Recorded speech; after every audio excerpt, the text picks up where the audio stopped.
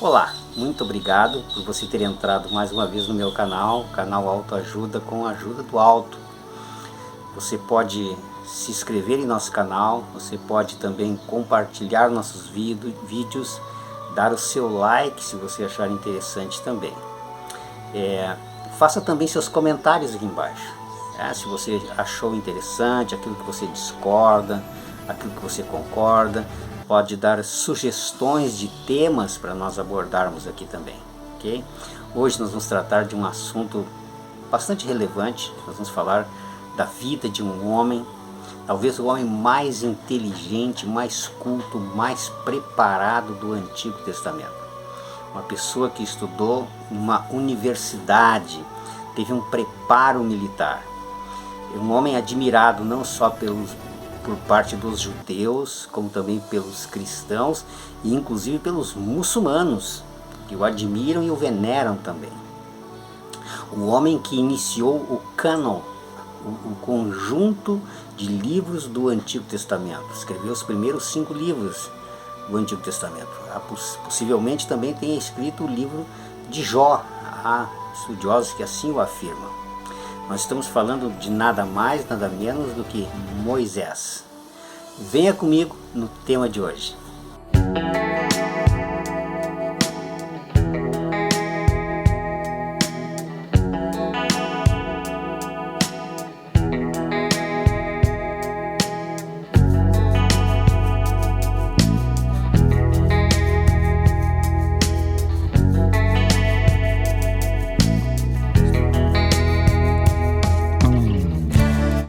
Para entendermos a história de Moisés, nós precisamos voltar um pouquinho no passado, olharmos para o retrovisor e refrescar a nossa memória. Lembrando que tudo começa com Jacó, que teve 12 filhos, e esses 12 filhos, um deles era o mais talvez admirado, o mais paparicado por seu pai, que chamava-se José. E José então foi o alvo da inveja e do ciúme por parte de seus irmãos, principalmente por algumas visões, alguns sonhos que ele havia tido. E os seus irmãos fizeram uma estratégia. Um dia levaram José com ele para um local.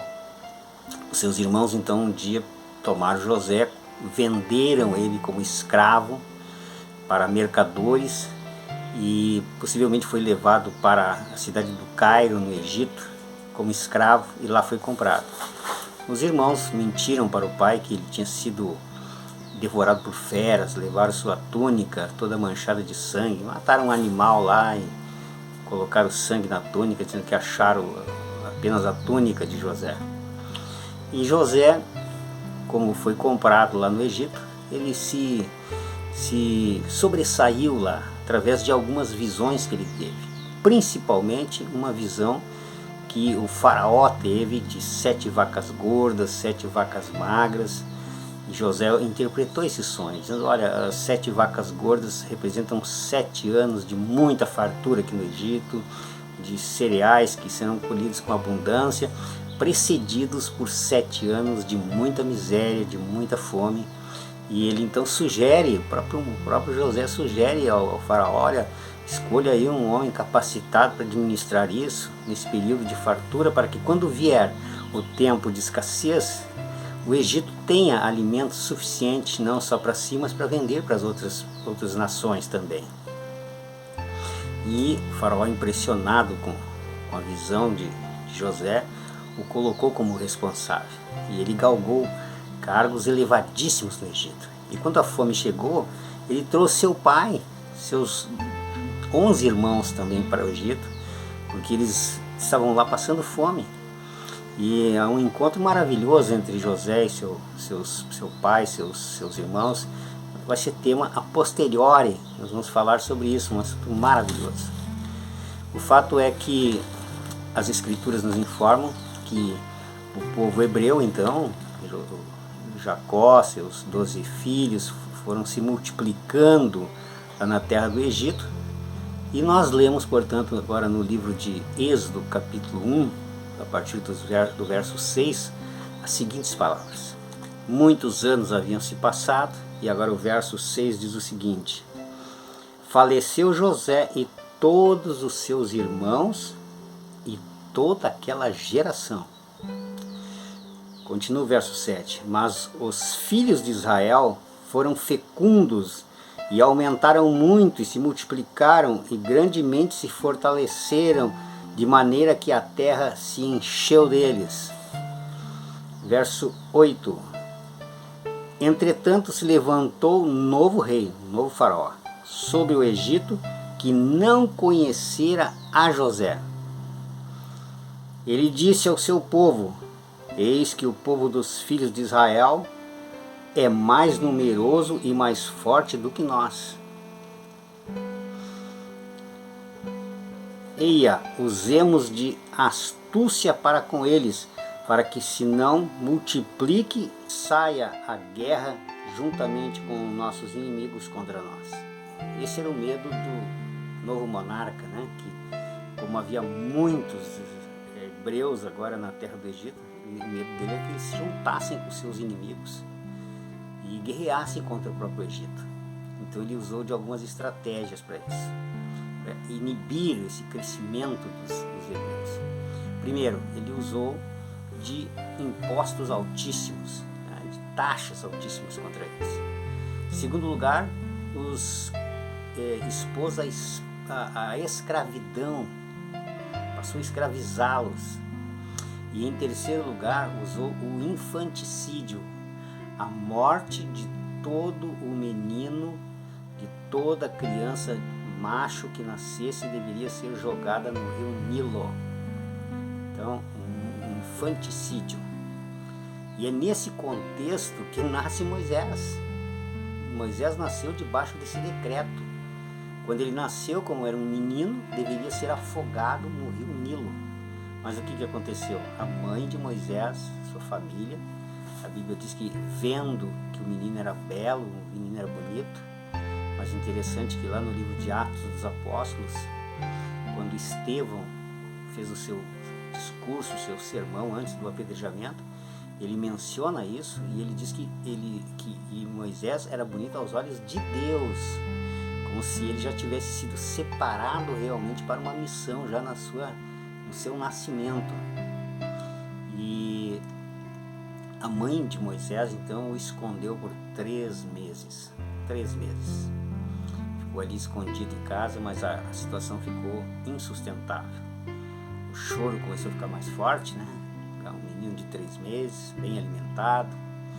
E aconteceu o seguinte: a estratégia agora da mãe, da família, tomaram um cesto,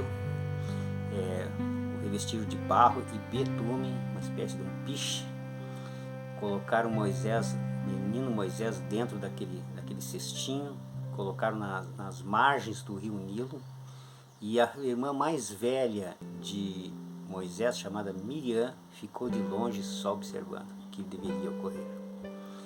E o cestinho foi descendo pelas margens do rio Nilo, só que a filha de Faraó havia ido no rio para se banhar. Tudo indica que era um banho cerimonial, né? Porque havia damas que estavam ali com ela, que passeavam pela beira do rio como se fosse uma espécie de uma procissão. Eles tinham o rio Nilo como um rio sagrado.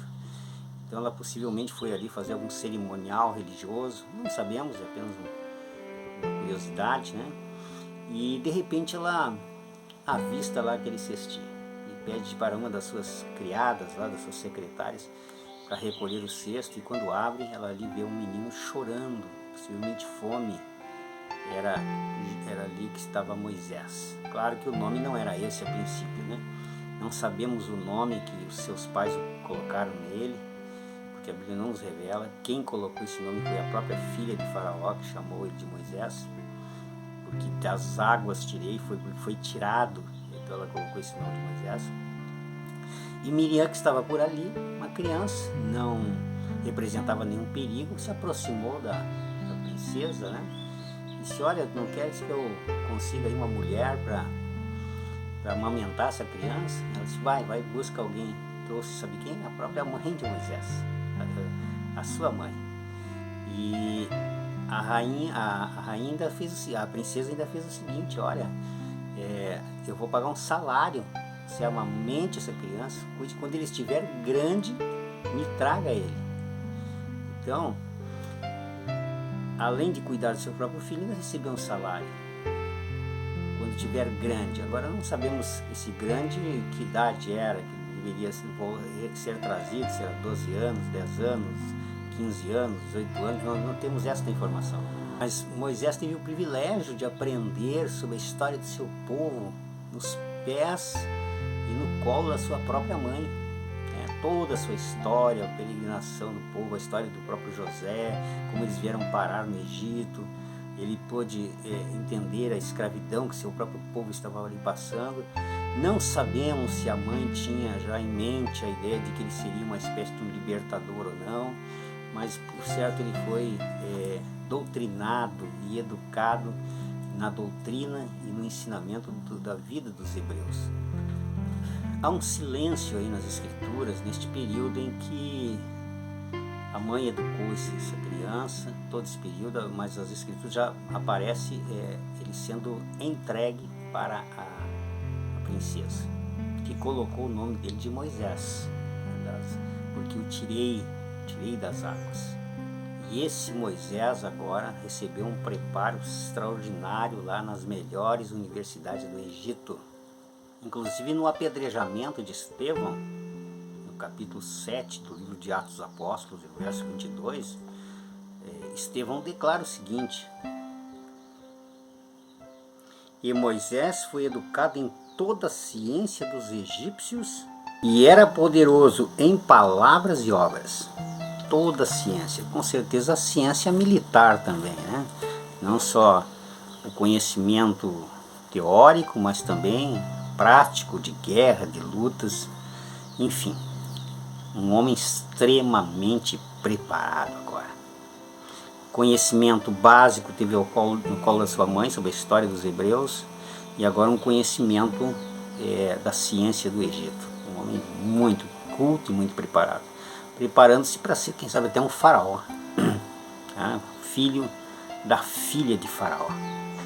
E as escrituras nos informam que quando ele já estava com uma certa idade, o livro de Êxodo não informa a idade, mas Estevão, no seu discurso lá em Atos 7 fala isso, fala que era 40 anos, ele foi visitar os seus irmãos, ou seja, o seu povo lá na terra de Gósen, e ele viu lá possivelmente um egípcio agindo com brutalidade contra um dos seus irmãos, eles eram escravos.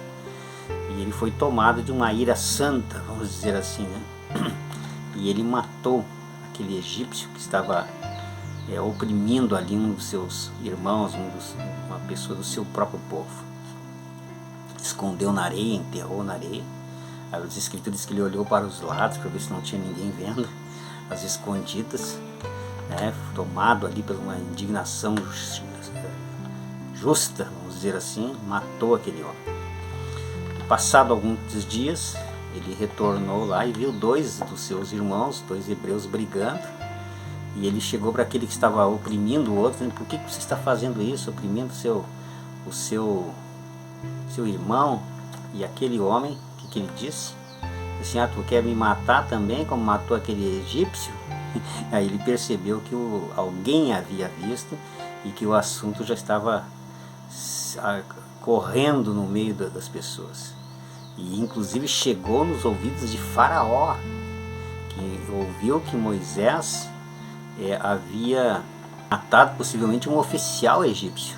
E aí Faraó talvez já não estava muito contente, né, com o fato da filha ter adotado um hebreu, aproveitou a oportunidade: agora que eu tenho a chance de matar esse camarada aí. E ele fugiu para o deserto, foi para o deserto de Midian, e lá casou com uma moça, ficou pastoreando lá as ovelhas do seu sogro, chamado Jetro, e ali mais 40 anos ele passou, 40 anos no deserto. Talvez os seus sonhos que ele teve no passado, quem sabe ele pensou que seria um libertador do povo hebreu, haviam esmorecido. Agora era só um pastor de ovelhas, nada mais. Seus sonhos haviam se terminado. Ele pensou que não havia mais futuro, que não havia mais perspectiva para ele. Uma vida praticamente sem sentido nenhum. Todo aquele preparo, aquele livramento de Deus na vida dele lá no rio, de forma milagrosa, tudo havia passado. Caiu numa rotina possivelmente e não tinha mais nenhuma expectativa de futuro. Quem sabe eu estou falando com alguém que está vivendo justamente um momento assim, um momento de deserto na sua vida. Que você olha para os lados e não vê mais perspectiva nenhuma. Não vê mais nem propósito de Deus para a sua vida. É apenas mais um dia após o outro. Um dia seguido de outro dia. Comer, trabalhar, comer, dormir. Fim de semana chega, segunda trabalha, come, dorme e a vida segue sem nenhuma expectativa, sem nenhum propósito. Esta era a vida de Moisés. Até o dia que ele então saiu com suas ovelhas até próximo ao Monte Horebe. E esse Monte Horebe tem outro nome, chamava-se Monte Sinai. E lá ele vê um arbusto que queimava, mas não se consumia. Ficou impressionado com aquilo. Ele se aproximou para observar o que estava acontecendo e uma voz saiu de dentro daquela sarça incandescente, aquela sarça, aquele arbusto em combustão, dizendo: Moisés, Moisés. Lembra das palavras de Jesus para Saulo, Saulo, por que me persegues? Lembra as palavras de Deus para Samuel, Samuel, Samuel. E agora nós vemos aqui Deus falando novamente, repetindo o nome de Moisés, Moisés, Moisés. Tira as sandálias, porque onde você está pisando é terra sagrada, é solo sagrado. E Deus tinha agora um chamado para aquele homem sem propósito. Vou te dar um propósito para a tua vida, meu amigo. Você pensou que tinha tudo terminado? Deus costuma chamar pessoas às vezes que pensam que não há mais esperança para elas. Quando Elias estava lá dentro daquela caverna, solitário, em depressão, Deus foi lá na caverna de Elias. O que fazes aí, Elias, dentro dessa caverna? O jogo não terminou, Elias. Tem o segundo tempo ainda. Tem o segundo tempo ainda. Deus tem um segundo tempo para a tua vida, meu amigo. Você acha que terminou tudo? Que não há mais propósito de Deus na tua vida? Que você chegou no fim da jornada? Que não há mais nada de Deus para a sua vida? Você está enganado. Deus não o rejeitou ainda. Deus tem um propósito para a tua vida.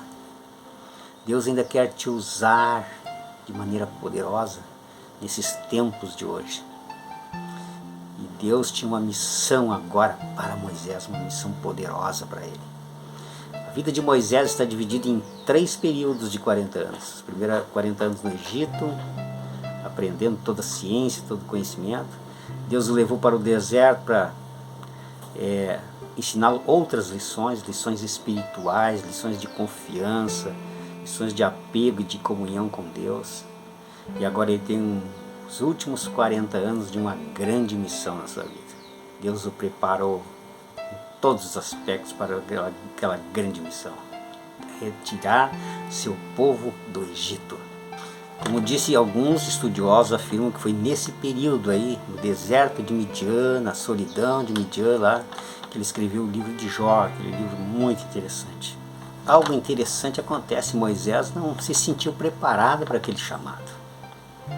Senhor, eu não tenho condições de... Estou há muitos anos aqui no deserto, desativado, enferrujado. E Deus pergunta a Moisés: o que você tem em suas mãos? O que você tem nas suas mãos, Moisés? Eu tenho uma vara, Senhor. Era a vara que ele usava para pastorear as suas ovelhas, proteger suas ovelhas, tirar suas ovelhas quando caíam, às vezes em algum local mais íngreme, para puxar as ovelhas. Lembra o Salmo 23? A tua vara e o teu cajado me consolam. É a vara. Então, Moisés, observe o que vai acontecer com a tua vara. E a vara se transforma numa cobra. Ele ficou com medo, e Deus pega na cauda novamente, pegou a cauda daquela cobra e se transformou numa vara de novo. Essa vara acompanhou Moisés por longo da sua trajetória. Quando ele chegou lá diante do Rio Vermelho, a Bíblia diz que ele levantou a vara e o mar se abriu.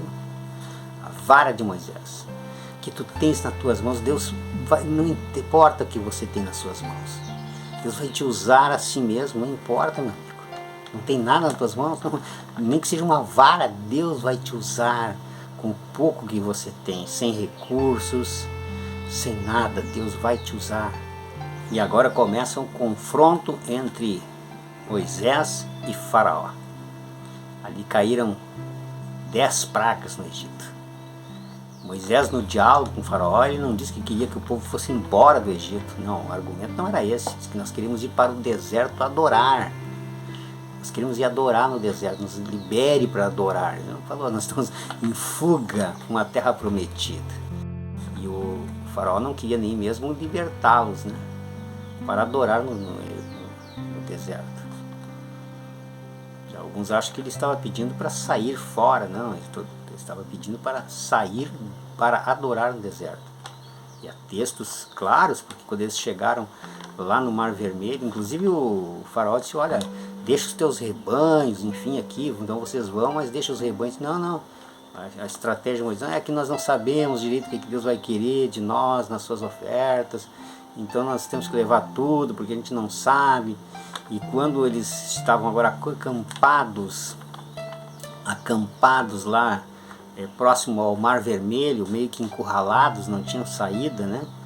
Aí as Escrituras nos informam o seguinte, em Êxodo 14, o verso 5, diz assim, ó, sendo, pois, anunciado ao rei do Egito que o povo fugia, como se eles tinham sido libertos para ir embora? Não, eles tinham sido liberados para ir adorar no deserto, mas agora estavam fugindo.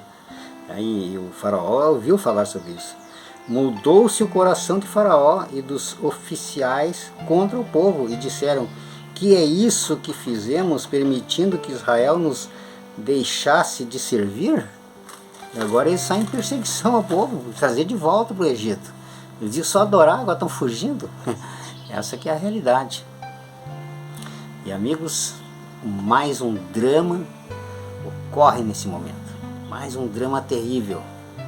A fé daquele povo é provada novamente. Observe, por exemplo, a leitura de Êxodo, ainda, capítulo 14, a partir dos versos 10, nos diz o seguinte: e chegando Faraó, os filhos de Israel levantaram os olhos, e eis que os egípcios vinham atrás deles, e temeram muito. Então os filhos de Israel clamaram ao Senhor, e disseram a Moisés, será que não havia sepulcros no Egito, que nos tirasses de lá para que morramos neste deserto, porque nos tirastes assim, fazendo-nos sair do Egito? Começaram a reclamar de Moisés. Não é isso que te dissemos no Egito? Eles já tinham falado com Moisés, mas vamos morrer tudo no deserto, não vai nos tirar daqui para morrer. Deixa-nos para que sirvamos os egípcios. Queriam voltar de novo como escravos, a vida de escravidão, a vida de miséria, queriam retornar para lá. Pois melhor nos fora servir aos egípcios que morrermos no deserto. Agora vejam as palavras de Moisés. Moisés, porém, respondeu ao povo, não temais, aquietai-vos e vede o livramento do Senhor. Amém? Que hoje vos fará, porque os egípcios que hoje vedes, nunca mais o tornareis a ver. O Senhor pelejará por vós, e vós vos calareis. Que palavras poderosas! O Senhor pelejará por vós, não temais. Você vai ver a obra de Deus, a mão de Deus trabalhando agora. Chega, meu amigo, chega de deserto. O deserto está te devorando, não é mesmo? Medo, angústia. Não tem mais. O Senhor vai fazer uma obra na tua vida. O Senhor vai te tirar desse deserto, dessa caverna que você se encontra. Há uma obra de Deus na tua vida ainda para ser feita.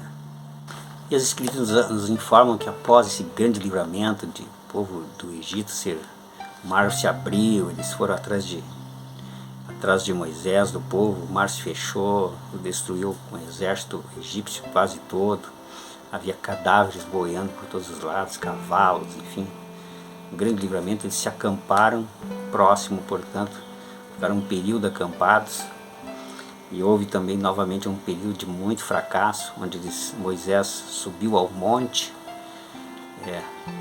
Monte Sinai, e quando Deus estava dando as tábuas de pedra para ele lá, o povo lá embaixo fez um verdadeiro carnaval, não é mesmo? Verdadeiro carnaval. Construíram um bezerro de ouro, já estava em adoração. Aí Deus diz: olha, desce lá porque o povo se corrompeu. Fizeram um verdadeiro carnaval. Deus fez ali uma grande prova com eles, que são do Senhor ficam de um lado, os que não são do Senhor do outro. Deus destruiu, matou um grande grupo de pessoas. E Deus agora diga para o povo que marche, eu não vou mais ir com vocês, vou mandar um anjo guiando vocês. Interessante isso. E Deus então diz ali no livro de Êxodo 33, verso 2, o seguinte, né? Enviarei o anjo adiante de ti, lançarei fora os cananeus, os amorreus, os heteus, os ferezeus, os heteus, os jebuseus. Se eu vou mandar um anjo, eu já não queria mais ir junto com eles, eu já não suportava mais a incredulidade, a dureza do coração. Eu vou mandar um anjo. E agora Moisés, que já conversava com Deus, diz a Bíblia, face a face, né? Deus conversava com Moisés como conversa com um amigo, diz as Escrituras. Não que ele teria visto o rosto de Deus, mas a glória de Deus ele via. E observe então no capítulo 33 de Êxodo, verso 15, Moisés então conversando profundamente com Deus, de maneira íntima com Deus. Ele disse mais para Deus, ó. Então lhe disse Moisés, disse para Deus: se a tua presença não vai comigo, não nos faça subir deste lugar. Se o Senhor não for comigo, Senhor, eu não saio daqui.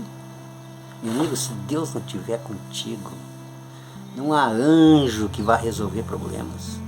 Não há anjos. Se o Senhor não estiver contigo, se o Senhor não guardar a cidade, em vão vigia sentinelas. Se Deus é por mim, quem será contra mim, disse o apóstolo São Paulo. Se Deus está conosco, nada pode ser contra nós. Como diz os Salmos, né? Ainda que um exército se acampe contra mim, não se atemorizará o meu coração. Então, meu amigo, a vida de Moisés, como eu disse, está dividida em 3 partes. Primeiro, está dividida no período de 40 anos lá no Egito, aprendendo a ciência, o conhecimento.